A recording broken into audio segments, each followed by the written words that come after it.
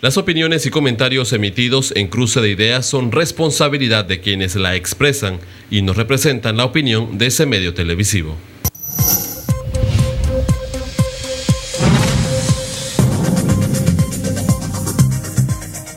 ¿Qué tal, amigos televidentes? Bienvenidos una vez más a Cruce de Ideas. Les saluda Ramsés Betancourt. Gracias por permitirnos entrar hasta sus hogares. Hoy vamos a hablar de política y para eso tenemos al candidato presidencial por libre postulación, al señor Marco Ameglio. Buenas noches, bienvenido a Cruce de Ideas y a FTV. Gracias, Ramsés. Buenas noches, un saludo a los televidentes. Estamos aquí muy ansiosos de compartir nuestras ideas, sentimientos, propuestas y criterios con respecto a nuestra aspiración presidencial. Bien, tenemos un video preparado, producción ha preparado un video para conocer un poco más sobre Marco Ameglio. Adelante. Marco Ameglio, panameño, 57 años, estudié en el Colegio San Agustín y después en la Universidad Santa María la Antigua. Tengo inquietudes de cambiar este país desde que soy joven. Mi tesis de graduación, un trabajo que llevé a la realización, convirtiéndola en una empresa de lácteos como Monlac. Y luego eso me involucró en coger cursos de posgrado en negocios y en industria, en el INCAE, en Centroamérica, en Penn State, en Estados Unidos, sobre procesamientos de lácteos. Siempre compartí mi vida entre trabajar con mi familia en temas de negocios, de ganadería, de industrias de comida, de toda clase de empresas y de desarrollo inmobiliario. Soy el padre de 2 hijos y el abuelo de un nieto. Mi esposa y el protagonista de buena parte de toda la vida que he contado. Le llamamos Chini, es arquitecta. Además es una gran artista. Soy parte de una familia de 5 hermanos, 4 varones y una mujer. Y somos todos parte de una gran familia muy unida. Bien, ahí ustedes vieron, amigos televidentes, parte del señor Marco Ameglio, pero para eso lo tenemos acá, para conversar un poco más y conocer a profundidad. ¿Por qué Marco Ameglio? Porque ahí sí veíamos bien parte de su vida, no veíamos cómo usted inicia en la política. ¿Cómo inicia Marco Ameglio en el tema de la política? Bueno, quizás podría decir yo que inicio medio por accidente, pero a uno las vocaciones lo buscan más que uno al revés a las vocaciones.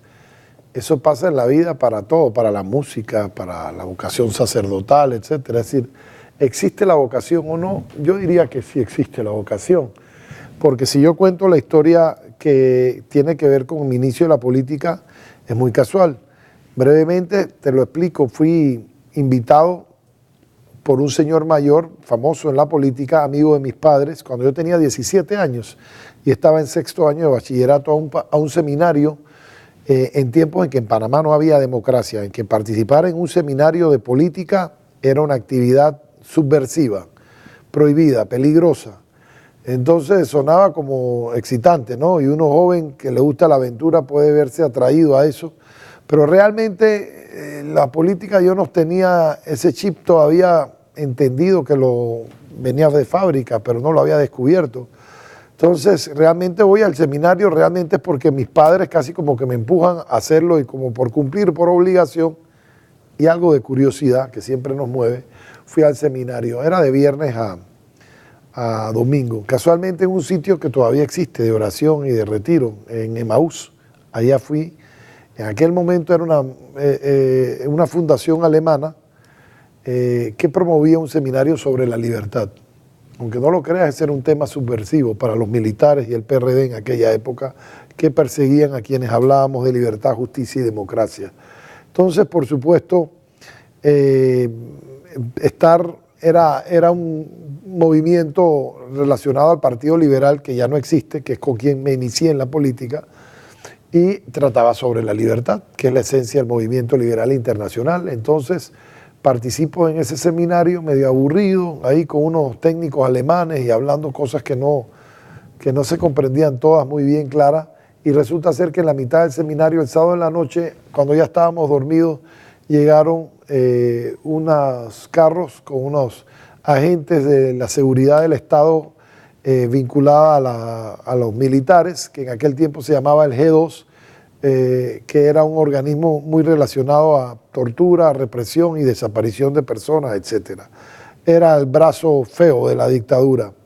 Y esos señores llegan ahí a investigar qué clase de actividad había y por qué estábamos, y nos hacen salir a todos en la cama cuando estábamos ya todos dormidos a medianoche, y nos ponen unas luces enfrente y nos hacen alinear como si fueran a hacer un fusilamiento, y ahí nos estuvieron parados como por 2-3 horas en la madrugada, y nos fueron entrevistando uno por uno. De todos yo era el único menor de edad, que no tenía 18 años, hicieron un incidente de ese tema, que porque yo estaba ahí, que no tenían una autorización de mis padres, que dónde estaba el poder, como quien estuviese en un lugar prohibido, en una cantina o en un lugar donde no puede haber un menor de edad. Eran, por supuesto, ganas de hostigar, de molestar. Nos tuvieron despiertos hasta la madrugada. Con eso te comento que al día siguiente, cuando me levanté, el seminario se convirtió en otra cosa para mí. Pasó de haber sido un sitio al que fui por obligación, porque un amigo de mis padres les dijo que me mandaran y yo fui a cumplir, y de curioso, se convirtió en algo que me motivó, porque eso me molestó tanto que al día siguiente estábamos todos conversando en cómo enfrentar esta dictadura, esa dictadura que existía y que nos pretendía decir dónde podíamos estar, qué podíamos hablar, que se metía en nuestra vida privada, que nos hostigaba. Ese fue el primer intento. Toque de la política me cambió la vida, porque ciertamente estaba en 6º año de bachillerato yo. A partir de ahí quedé muy activo en la organización juvenil de liberalismo. Organizamos y fundamos en ese mismo seminario el domingo, antes de concluir, un organismo con el que yo milité de jóvenes, se llamaba Vanguardia Liberal. Y todo salió de ese mero momento, que si no me hubieran ido a hostigar y no hubieran hecho esa actitud prepotente de los militares, quién sabe, yo hubiera regresado a mi casa medio aburrido y no hubiera pasado nunca más nada. Pero eso que ocurrió me hizo reaccionar, me hizo sentir ira, molestarme, y el domingo, cuando nos despertamos con poco sueño, porque habíamos estado casi toda la noche parados por el cuestionamiento, como si fuera un interrogatorio de esos que uno ve en las películas, entonces estábamos todos molestos y ahí nos organizamos. Con buena parte de ese grupo milité el resto de mi vida de juventud como político, y marcó mi vida. En buena forma me mantuve vinculado a la Fundación Frederick Naumann, que es la fundación del organismo de la Movimiento Liberal Internacional, hasta que desapareció de Panamá el liberalismo como organización, y los trabajos de la fundación se desvincularon de Panamá. Pero en buena forma me ayudó a formarme como joven político, y estoy hablando a los 17 años. Yo a los 22 ya estaba haciendo mi primera campaña política, que fue cuando se dio la primera elección, y llegué a la Asamblea como legislador suplente de Mario J. Bobadilla a los 23 años. Usted estuvo desde muy joven en la Asamblea Nacional, creó leyes muy importantes, sí. Ley Mi Primer Empleo, también la ley de retorsión. Sí. ¿Cómo ve usted, o cómo han cambiado los tiempos desde en aquel momento que usted estuvo en la Asamblea a los actuales? Sí, mucho, al punto que, mira, ese momento en que yo te hablo y esa etapa de los 80, final de la dictadura, que termina lamentablemente en la cruenta invasión. Y digo lamentablemente porque costó vidas, pero no porque el fin de la dictadura fuera lamentable. Fue una circunstancia feliz, en el sentido de que permitió que Panamá se recuperara y fuese en gran medida un país moderno, progresista, democrático, con todos los defectos que tenemos. Sin duda hoy estamos mucho mejor que en aquella época. Y bueno, lamentable porque tuvo que ser mediante una invasión y con pérdida de vidas humanas, que no hubiese sido necesaria si se hubiera dejado que la salida democrática funcionara y se hubieran respetado las elecciones, etcétera, nada de lo cual ocurrió. Entonces, pues, en aquella época, contrario a lo que es hoy en día la política, muy distinta, no había espacio para, por ejemplo, decir yo soy independiente. Imagínate, ¿quién es independiente en Venezuela hoy en día, por ejemplo? El que es independiente es porque le tiene miedo al poder, o no quiere cuadrarse y decir que está con Maduro, Chávez, etcétera. Es decir, Venezuela es un país polarizado. Bueno, Panamá era igual en ese momento. ¿Estabas o no estabas con los militares y con lo que pasaba en Panamá? Y por supuesto en ese espacio no había tal cosa. Quien que dijera que era independiente no sonaba ni bien. Era una manera de sacarle el cuerpo a una responsabilidad que teníamos. Y así es que nos integramos a la política de la única forma que podía uno formar y militar y proyectarse. Eso me hizo entrar en ese momento en la política convencional. De allá a acá, cuando llega la invasión, lo único que ha habido es un degenere, un deterioro, un declive de valores y de principios. Se abandonó todas las raíces, se desconectaron de la razón de ser los partidos políticos y se han convertido en organizaciones que hoy día ciertamente da vergüenza y la gente se pregunta, ¿son partidos políticos porque tienen principios, porque tienen ideologías? ¿Cuáles son? No oye uno una diferencia entre uno de un partido y otro de otro. Evidentemente, los partidos políticos hoy día son otro tipo de sociedades. Decía el expresidente Dwight Eisenhower, cuando se refería a la existencia de los partidos políticos, que los partidos políticos estaban llamados a ser portaestandartes de valores, de principios. Existían porque los normaban principios, declaraciones de objetivos nobles y una causa moral. Que cuando los partidos dejaban de tener una causa moral, principios y declaraciones de valores detrás de los cuales luchar, se convertían en organizaciones para asaltar el poder, se convertían en sociedades para generar corrupción y delinquir y asaltar el poder.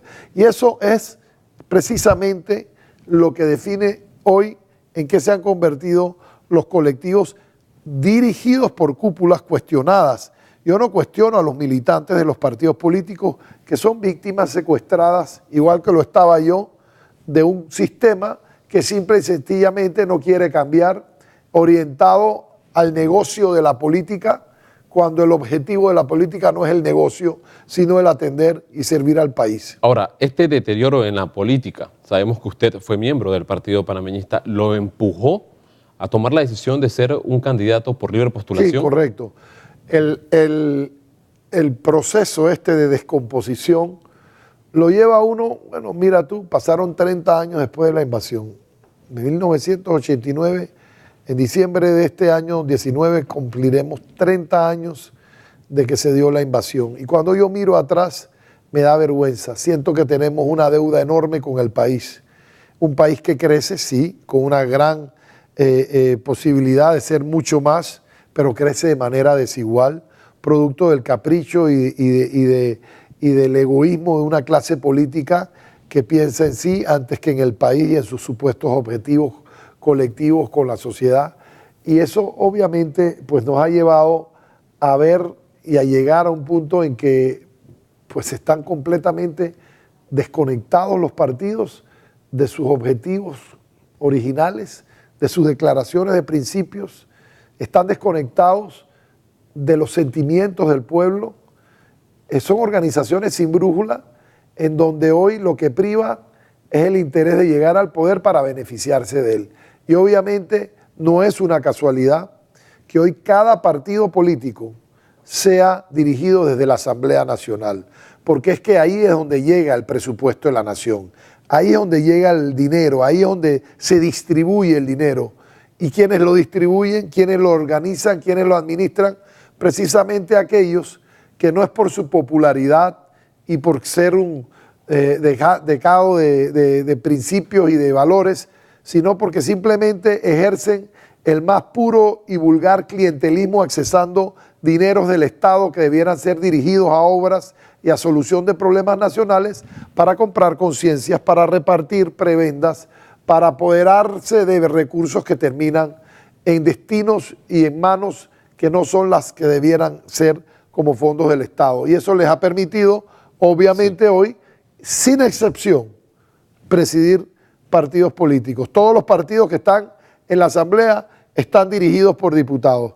Pasó entonces la política de ser, en mi tiempo, una política en que el cuerpo parlamentario, la célula de diputados o legisladores eran un brazo importante, pero un brazo del partido político. Hoy es todo lo contrario, Ramsés.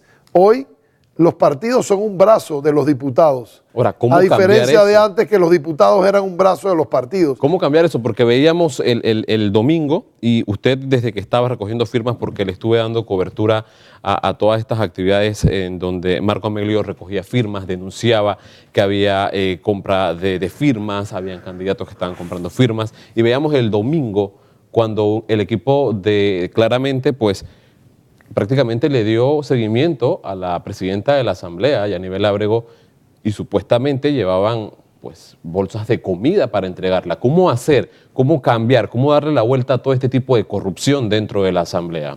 Y lo peor de todo es, ¿qué va a hacer aquel que está enfrente aquí viendo la televisión? Nos hemos pasado 5 años criticando, cuestionando. Llegó el momento de decir basta ya. Uno o es parte del problema o es parte de la solución.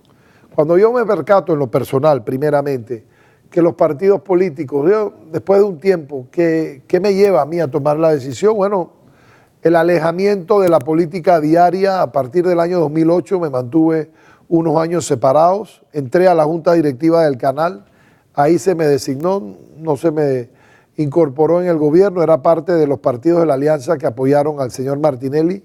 En parte creo que me hicieron un favor, ni Varela ni Martinelli me querían en el gobierno y como una especie de exilio me quisieron mandar a juntas directivas, donde siempre se designan personas y en ese momento me designaron en unas juntas directivas, me hablaron del Banco Nacional, de la Autoridad Marítima, de Panama Ports, no sé qué. Entonces, todo esto que estamos viendo que funciona mal y termino esta respuesta hablando del ejemplo de la diputada. Esa es la partidocracia funcionando. Eso está pasando todos los días. Le puedes poner detrás de cualquiera de los que está en la asamblea a un periodista con una cámara y se van a encontrar lo mismo. Claro. Y esos señores están detrás de los candidatos a presidente, que aquí la gente cree que van a actuar de manera distinta cuando son prisioneros de ese sistema.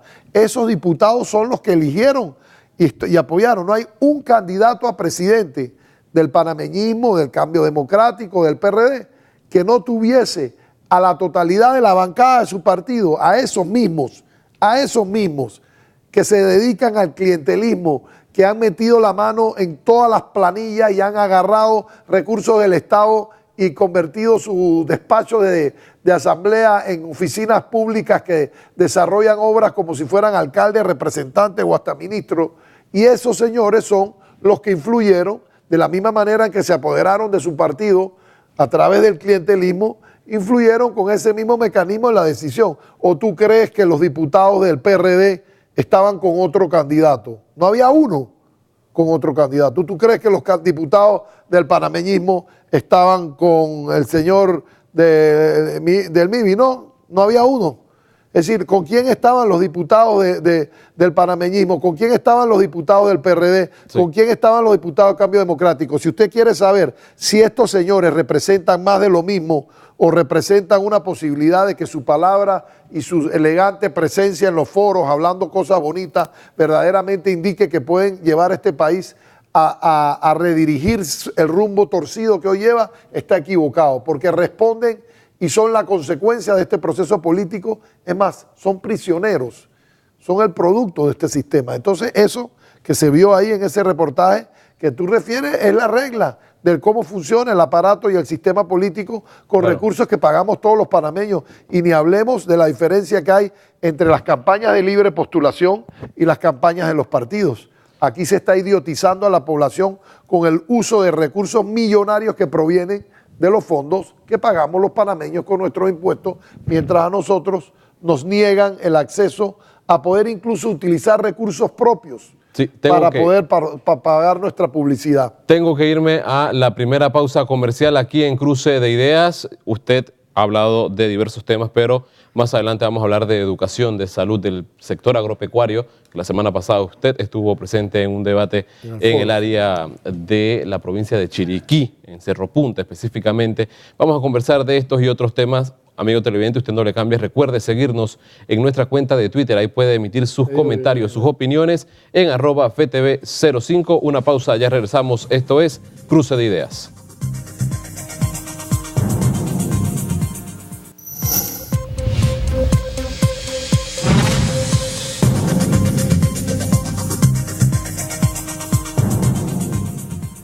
Estamos de vuelta con Cruce de Ideas. Gracias por enviar sus mensajes al 6612-5758 y también a través de nuestra cuenta de Twitter.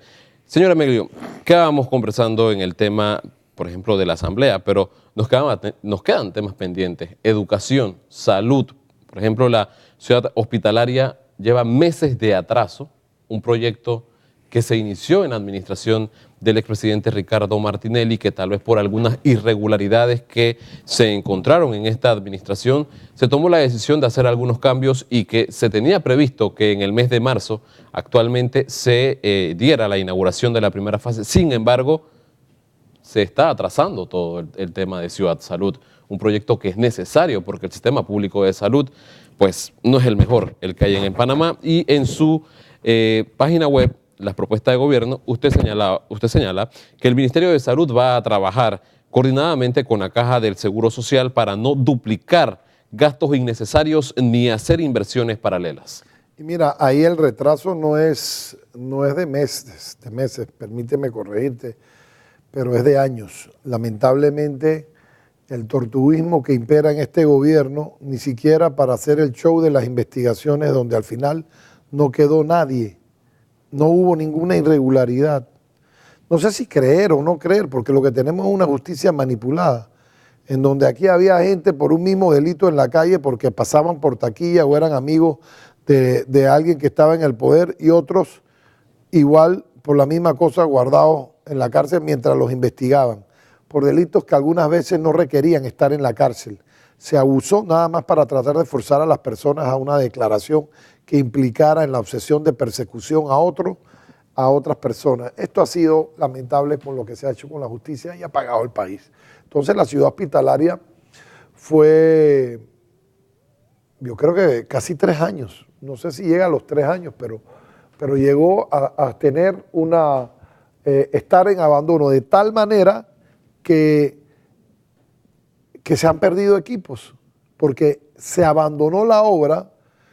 Escuché a alguien por ahí que buena parte de los equipos de aire acondicionado se habían podrido, que se dañaron muchas cosas. Es decir, lo que se hizo le ha costado al país millones de dólares. Es una verdadera irresponsabilidad, porque el que usted tenga que hacer una investigación no implica detener una obra que se sabe que es necesaria y que era casi que urgente.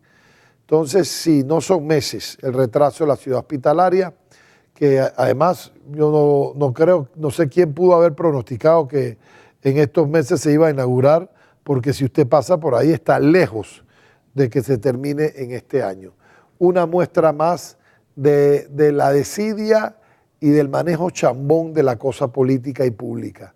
A mezclar persecuciones y venganzas políticas con investigaciones que no llegan a ningún destino, mientras se bloquea y se detiene una obra que era necesaria.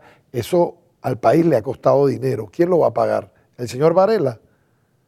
Él ya se va y nos deja sin una ciudad hospitalaria construida que tenía que haberse terminado hace 2 años, o 3 creo que eran. Entonces sí, hay tiempo perdido. Alguien habla por ahí de una década perdida. Yo no sé, en temas institucionales se podría decir que ha habido retraso, pero en temas de esto yo creo que es el quinquenio el que le ha fallado. El quinquenio de la actual administración, que en estos temas hizo mucho show, mucha laraca, y al final el país ve que los resultados no son los mejores. El tema de la salud requiere mucho más que hablar de la ciudad hospitalaria. Hay que enfocar la urgente necesidad de proponer reformas que enfrenten el problema orgánico de la Caja de Seguro Social. Una institución que está en profunda crisis y que cuyo funcionamiento no puede proceder por muchos años más de la forma en que está. Tenemos una junta directiva anquilosada que parece mirar hacia otro lado cuando es en gran medida la responsable, como en toda empresa, de la dirección de una empresa que en este caso no le hace ningún mérito a ningún miembro de esa junta directiva ser miembro de esta. Da una vergüenza, y no a enfocar que hay que tomar decisiones. ¿Cómo se tienen que tomar? Bueno, yo espero que con una reforma constitucional podamos incluso, como lo dije antes, subir el nivel o la jerarquía de la institución a una institución que se maneje exactamente igual que la autoridad del canal, alejada de la política, porque estos problemas, igual que el de educación, que está entre los temas que me mencionas pendientes, mira, yo veo que las ideas que resuelven, por ejemplo, en educación tenemos un compromiso nacional por la educación. Ningún candidato a presidente es experto, señores panameños.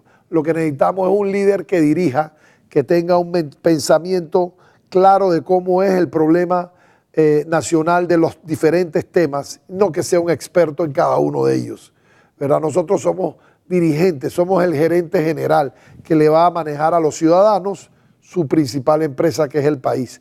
Acá, en este caso, en la salud, igual que en la educación, no se han tomado decisiones, y un gerente que no toma decisiones, sobre todo en una empresa en crisis, termina afrontando las consecuencias del fracaso de la empresa, y aquí en varios de estos temas tenemos un fracaso porque no se han tomado decisiones. Ahora, en el tema de educación existe el Compromiso Nacional por la Educación. Para mí, esa es la programación, ese es el software, pero ese software no es compatible con el hardware que tenemos.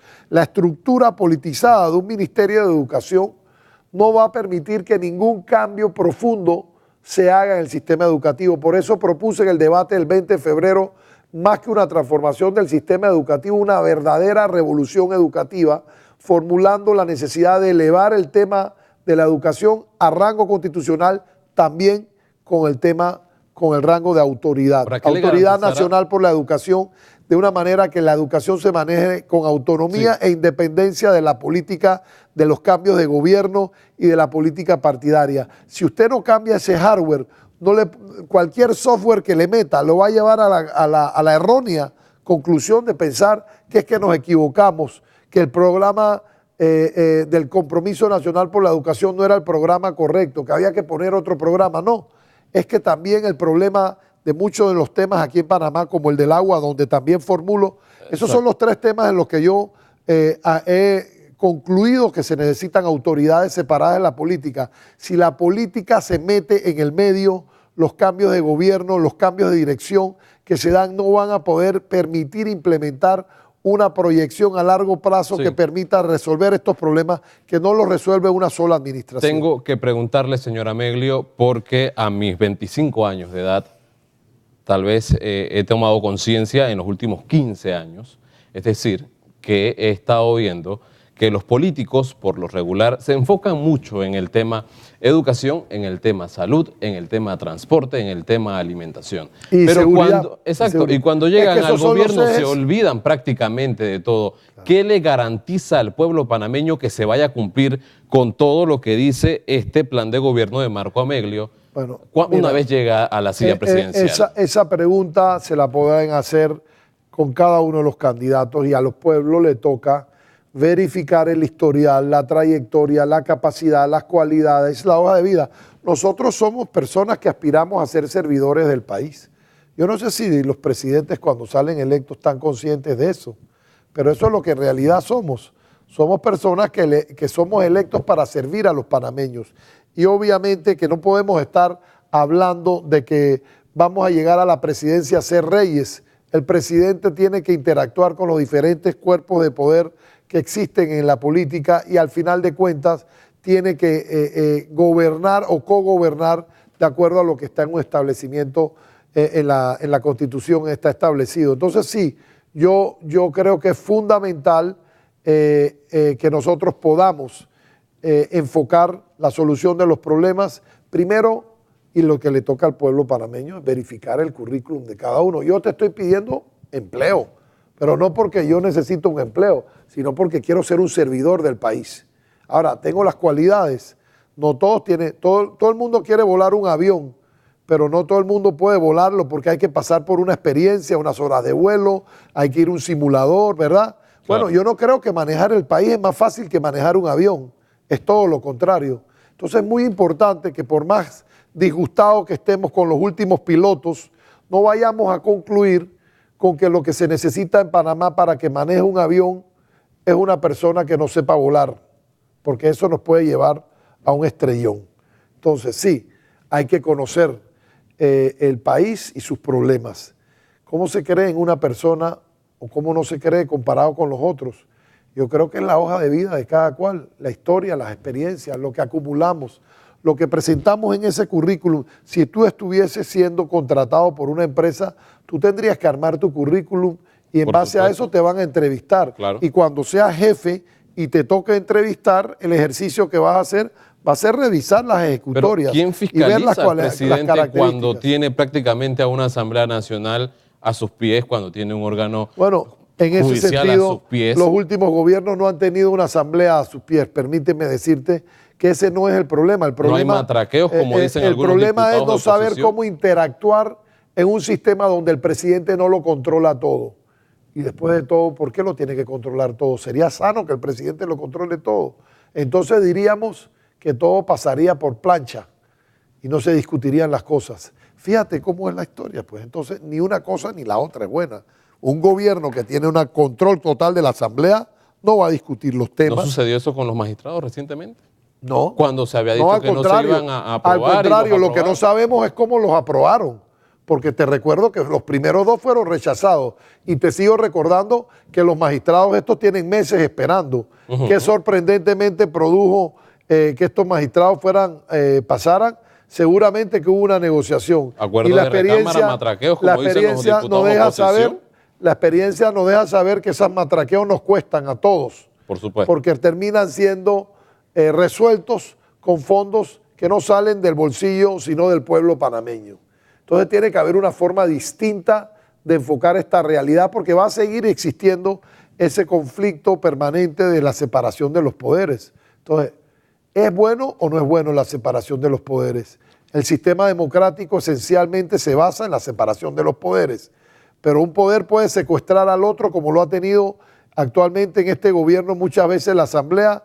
Yo creo que ni uno ni el otro.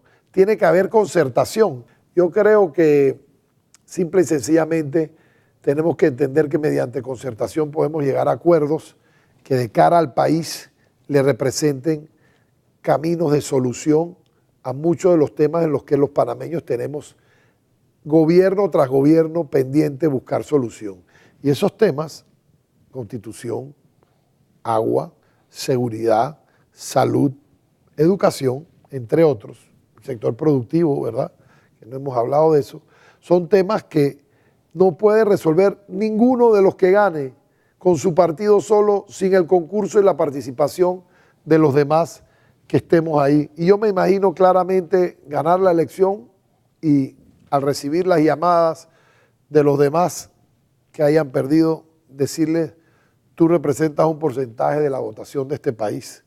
Yo no soy la mayoría, yo soy simplemente el que fue designado para dirigir un proyecto distinto de gestión pública y estoy obligado a contemplar a todos los que participan y que representan el sentimiento de los panameños, la voluntad y los votos de los panameños. Si eso se hace, podemos desarrollar una agenda temática acordada y ofrecerle al país un poco de paz y de concertación, un gobierno dirigido en base a temas acordados previamente para poder resolver temáticas que de otra manera nos van a llevar a buscar los votos en la Asamblea, a comprar votos por votación, claro, cosa que nos va a costar. Bien, vamos a hacer nuestro segundo alto, pero cuando regresemos, Xenia Carles de Ameglio estará aquí en la mesa de Cruce de Ideas y vamos a seguir, obviamente, hablando con el candidato presidencial por libre postulación, Marco Ameglio. Este es Cruce de Ideas, usted no le cambie.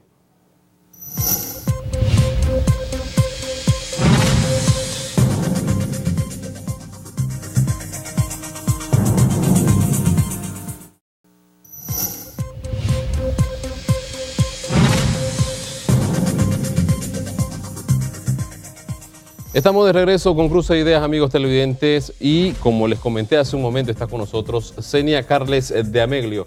Señora Xenia, bienvenida a FETV, bienvenida a Cruce de Ideas, qué gusto poder estar aquí con usted. Una preparación tediosa, el tema de la política con el señor Marco Ameglio, ¿cómo ha sido toda esa preparación de su parte?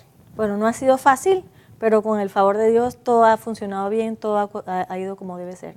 Ahora, si el señor Ameglio gana las elecciones del 5 de mayo de 2019, usted va a jugar un papel, lo ha dicho el señor Ameglio. No Dios primero, pero ese es el objetivo. Bueno, usted va a ocupar el puesto de primera dama de la República. Y el tema familia es un tema que pues muchas veces las primeras damas ven así, como que con el ojo, muy, muy directo. ¿Cómo ve usted esto?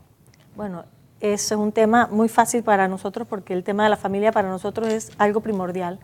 A través de la familia como núcleo de la sociedad pensamos trabajar educación, nutrición, discapacidad. Yo pienso que la familia es lo más importante que nosotros tenemos y eso hay que protegerlo. Ahora, el tema de discapacidad, usted ha tocado el tema de discapacidad y es un tema que en algunos gobiernos tal vez se han olvidado de este tema, el despacho de la primera dama tal vez no le da mucha importancia, el actual despacho de la primera dama se ha enfocado en otros temas, ideología de género, temas tan sensitivos que tal vez la sociedad no ve muy de acuerdo, un gobierno que tal vez está en pro de algunas situaciones que nosotros como católicos no lo vemos, señora Meglio, señora Zenia. ¿Cuál es la posición de cada uno de ustedes? Con respecto a la discapacidad, es imposible dejarla de lado. Nosotros tenemos una gran cantidad de personas con discapacidad que necesitan nuestro apoyo y, como repito, a través de la familia, los discapacitados logran cumplir sus metas. Yo como arquitecta sueño con algo sencillo como que todas las aceras estén adecuadas para personas con discapacidad, que las vías de acceso para los discapacitados, para las personas con discapacidad, cumplan con las reglas, con las normas. Cosas como eso sencillo, es tan simple como cumplir las leyes que existen para personas con discapacidad. Y una cosa muy importante, entre los tantos pactos que nos han hecho firmar o que hemos ido a firmar, porque nos han hecho firmar, porque nos invitan y nos llevan, el tema de la discapacidad fue uno de los temas que nos concentró a todos los candidatos en el Tribunal Electoral hace semanas, un mes quizás ya, y llegamos a firmar un pacto que compromete a quienes gobernemos a partir del 1 de julio con cumplir con unos establecimientos definidos como política pública para proteger a las personas con discapacidad e impulsar políticas públicas orientadas a darles espacios y respetar los derechos de las personas con discapacidad. Entonces, lo menciono porque no podemos soslayar o ignorar que tenemos un compromiso firmado. Yo no, primero, todos los compromisos que me han mandado los he leído. Uno puede ir a esto a hacer un show y saber si es incompatible o es compatible con lo que uno piensa y cree, y si se trata de algo que uno puede, en efecto, poner en la práctica. En tal sentido, bueno, entre unas y otros, hay cerca de 400,000 panameños que son afectados por el tema por diferentes tipos de discapacidad. Mi esposa me acompañó ese día a esa firma de ese pacto en el Tribunal Electoral, como quien dice, consagrando el compromiso de ambos como pareja. Hay cosas que son sustantivas de lo que ella y yo somos. No podemos ser pareja y en estas cosas tener criterios distintos. Bueno, tenemos una vida juntos, ¿no? Nos casamos jóvenes, nos hemos compenetrado, hemos hecho una familia, y ya que hablaste de familia y del tema de ideología de género, que luego ellos quieren decir que no hay tal cosa como ideología de género. Claro. Sí, seguramente no la hay, porque ellos quieren imponer una ideología que es una dictadura de ideologías, porque hablan de fobias y de intolerancia, y quienes son más intolerantes son los que, no siendo la mayoría y no representando ni nuestras culturas ni nuestros principios, nos quieren imponer moldes diferentes, moldes que riñen con los valores y con los principios que nosotros los panameños, más allá de la religión, fíjate, entendemos, porque esto es un tema de biología, si vamos a hablar claro, en algo que termine en gía, ¿verdad? Porque es un tema de biología. Para mí está muy claro, para mi esposa igual. Somos producto, ella y yo, de familias funcionales, no de familias disfuncionales. Mi hijo mayor ya nos dio un nieto. sabemos perfectamente que ese nieto es producto también del amor de una pareja de jóvenes que se casaron. Esa es la ley de la vida. Cuestionar eso y quererlo torcer por desviaciones que bueno, yo no las promuevo, pero yo no soy, es decir, que me digan que soy homofóbico porque no estoy a favor de eso, pues le digo que conozco personas de tendencia homosexual y he conversado estos temas. Y yo incluso puedo decirle que no es ni siquiera un tema de interés generalizado en ese segmento de personas. Es una agenda que viene de afuera, que es lo peor. Viene de afuera amarrada con otros intereses, queriendo penetrar la educación, queriendo penetrar todo tipo de mecanismos que tengan para culturizar de una manera distinta los valores y los principios de la sociedad panameña, como los entendemos los panameños. Entonces, en eso, pues muy simple, ¿no?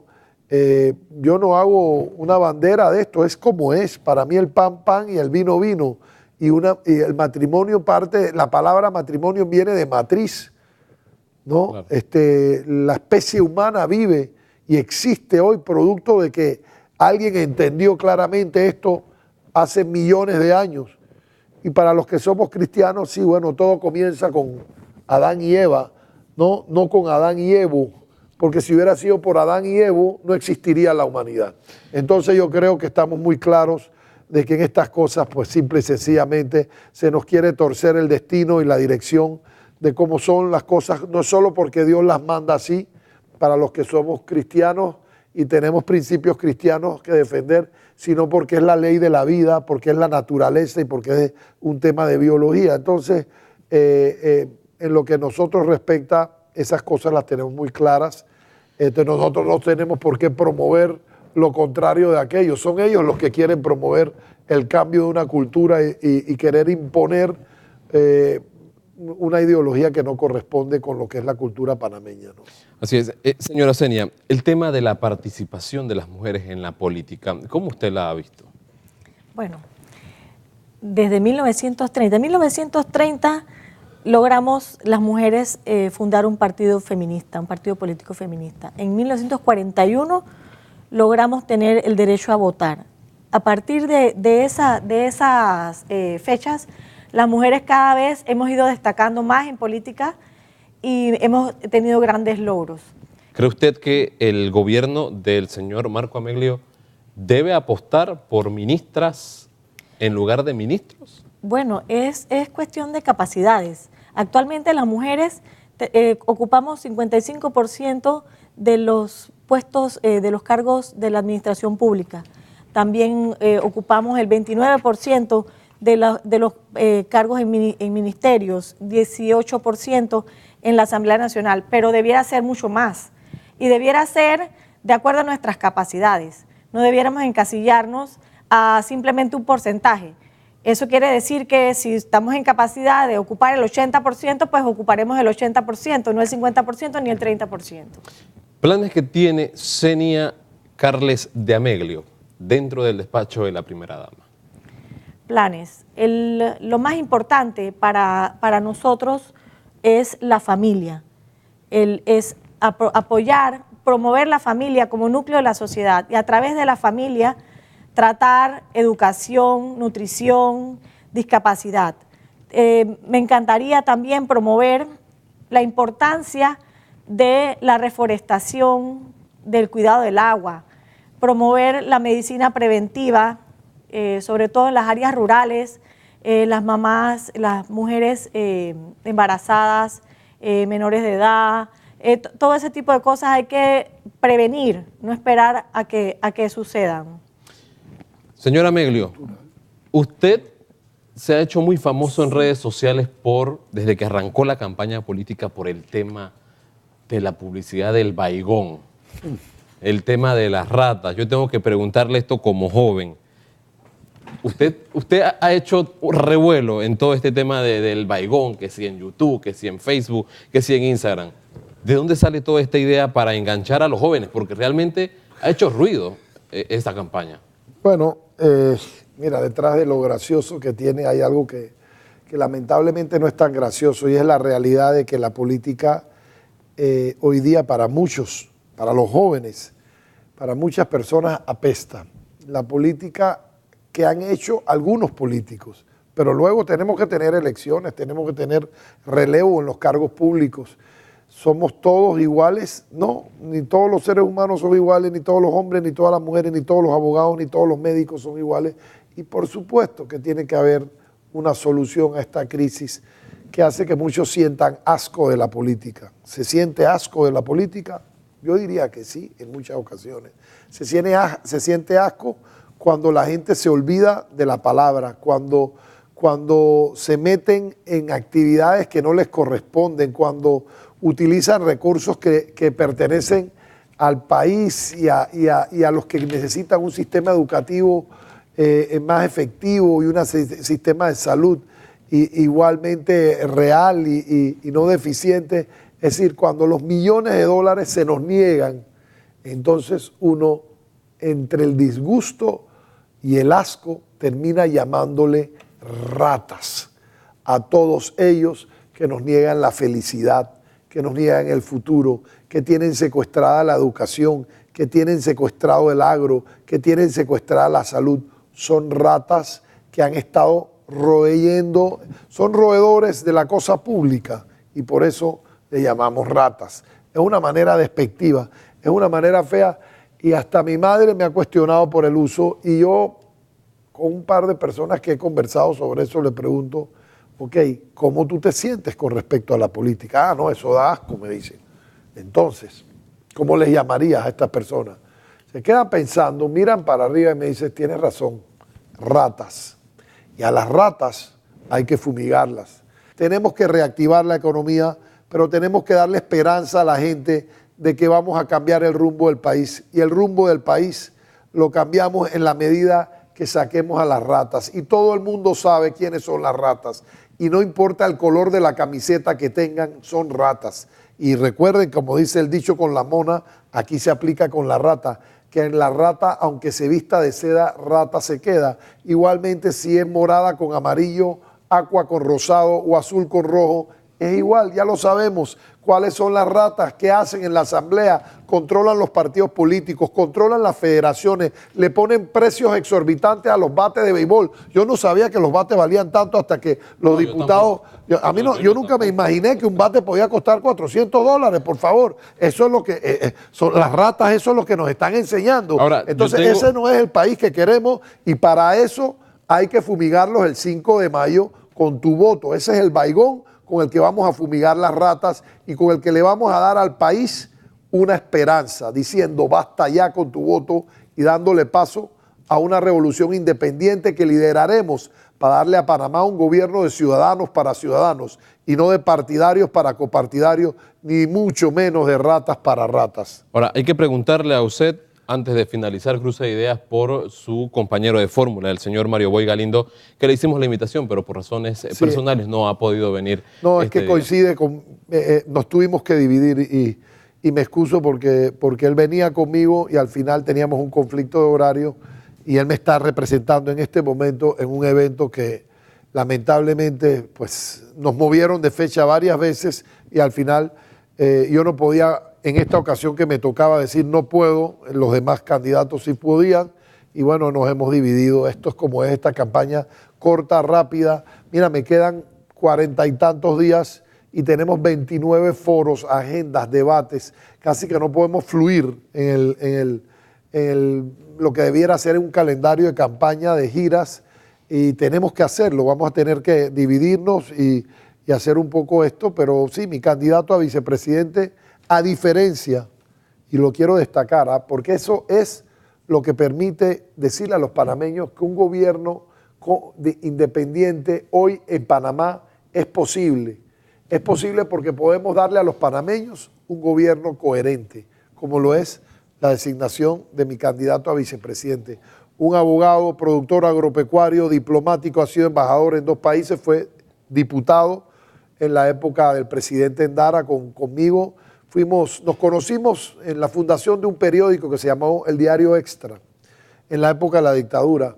en esa época en que no era un negocio. Honestamente, ese periódico no nos produjo sino dolores de cabeza y llegó a ser el periódico de circulación popular más alto, pero nos lo cerraron constantemente. Durante los 5 años que existió, lo cerraron por lo menos 20 veces. Él piensa como yo, comparte el mismo proyecto que yo, es una persona que tiene los mismos principios que yo. Yo no salí a buscar o a escarbar figuritas para adornar en una nómina, como hicieron los candidatos de los partidos políticos, dos de los cuales ni siquiera se habían tomado un café con el compañero de fórmula. ¿Usted cree que usted puede ofrecerle al país que es coherente, que es responsable, que el compañero es como quererse casar con una muchacha que uno no ha invitado ni al cine? Obviamente que tiene que haber un grado de compenetración. ¿Qué es lo que le están ofreciendo los partidos a los panameños? No creen, no responsables. Uno escogió a un colaborador de su equipo sin experiencia ni militancia y todos lo adornan distinto, ¿no? Uno dice que le estoy dando espacio a un sector social étnico no representado nunca, el otro dice le estoy dando espacio a la juventud, el otro dice le estoy dando espacio a una persona de origen humilde, pero ninguno está diciendo si la persona está capacitada para gobernar. El copiloto del avión tiene que tener las mismas cualidades que el capitán del avión. No es verdad que el copiloto y el piloto pueden tener dos destrezas distintas. Claro. Obviamente, en ese sentido, eso es lo que hace que una persona sea capaz o incapaz. Mi mamá no es capaz de manejar un vuelo, un avión. Yo puedo manejar el avión, ella no. Eso la quiero mucho, pero ella no puede manejar el avión. Entonces, esto no se trata de meter sentimientos, se trata de poner personas idóneas, identificadas con el trabajo, con el proyecto, con lo que le ofrecemos al país. Y si somos responsables y respetamos lo difícil que es la responsabilidad de gobernar, tenemos que entender que hasta en la escogencia del vicepresidente los partidos políticos no han sido coherentes, no han sido responsables y no han ofrecido propuestas que representan, como lo es en mi caso, una garantía de un equipo de trabajo. Asimismo vamos a escoger a los ministros y al equipo de gobierno en base, como lo dijo mi esposa, a una meritocracia, a las cualidades, al mérito. Eso será lo que determine quiénes son. Y si un equipo de fútbol mete goles y gana campeonatos, no es porque todos son del mismo país o del mismo, un equipo de fútbol profesional, el Real Madrid. ¿Usted cree que todos nacieron en Madrid? Por supuesto que no. Si todos nacieran en Madrid, no sería el equipo que gana la Champions. Evidentemente que el mejor gobierno no deriva de personas que todas provienen del mismo partido, y esa libertad que hoy tenemos de poder convocar a las personas por su talento, por su capacidad, pero que compartan con nosotros principios y valores esenciales, es fundamental para ofrecerle a los panameños un mejor gobierno. Se nos ha acabado el tiempo. Agradecemos a Senia Carles de Ameglio por estar con nosotros esta noche. También al señor Marco Ameglio, candidato presidencial por la libre postulación. Gracias, amigos televidentes, ustedes no se pueden perder los siguientes programas de Cruce de Ideas, porque estaremos conversando con los candidatos que decidan venir a esta mesa para conversar con ustedes, porque como ustedes han visto, le hemos dado el tiempo necesario para que puedan exponer sus ideas, para que puedan conversar con nosotros sobre quiénes son, sobre de dónde vienen. Esto es Cruce de Ideas, de eso se trata. No soy yo el protagonista son los invitados que tenemos aquí. Así que agradecemos a ustedes por estar con nosotros esta noche y será hasta la próxima. Buenas noches.